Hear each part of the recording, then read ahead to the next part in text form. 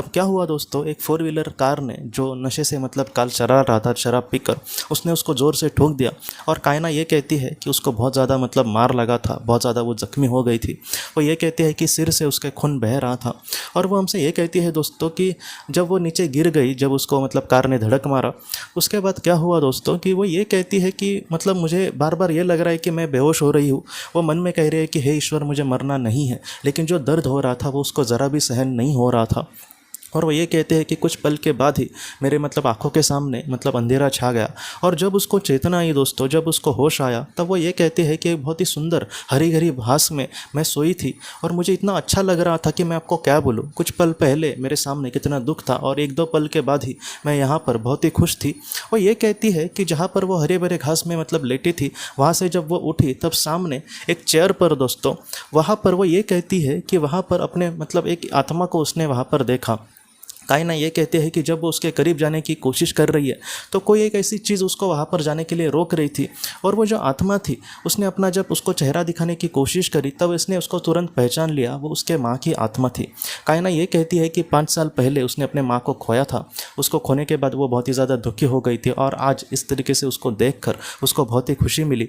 कायना ये कहती है कि मैं उनके पास जाने की कोशिश कर रही थी, लेकिन उनकी जो माँ थी वो थोड़ी सी दूर थी उनसे, लेकिन फिर भी उनके माँ ने कायना को कुछ इस तरीके से शब्द कहे कि तुम्हें यहाँ पर फ़िलहाल मतलब आने की अनुमति नहीं है, जब वक्त आएगा हम ज़रूर मिलेंगे, लेकिन फ़िलहाल तुम फिर से पृथ्वी पर जाना और तुम्हें पृथ्वी पर जो भी जीवन कार्य है तुम्हारा, उसको बहुत ही अच्छे से पूरा करना है।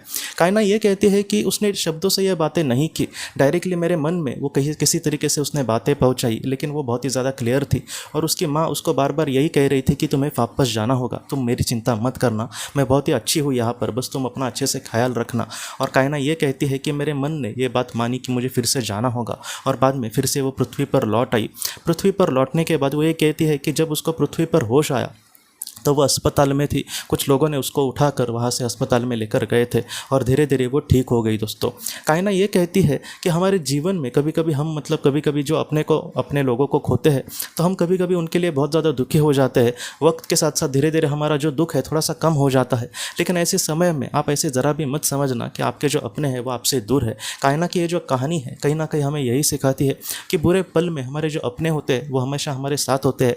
और जिस तरीके से उसके माँ ने एक बात उसको कही, ये जो बात है हम सबके लिए बहुत ही ज़्यादा महत्वपूर्ण है कि जब वक्त आएगा हमारा ज़रूर मिलना होगा और सारी बातें सारी जानकारी आप तक ज़रूर पहुंचाई जाएगी, लेकिन फ़िलहाल हम पृथ्वी पर अपना जीवन कार्य करें, ये हम सब के लिए यही बात फ़िलहाल महत्वपूर्ण है दोस्तों। इसलिए आप अपनों के लिए ज़रा भी दुखी मत होना, वो हमेशा आपके साथ है। वक्त आने पर आपकी उनके साथ मुलाकात भी होगी, लेकिन फ़िलहाल हमारे जीवन में जो भी चीज़ें हैं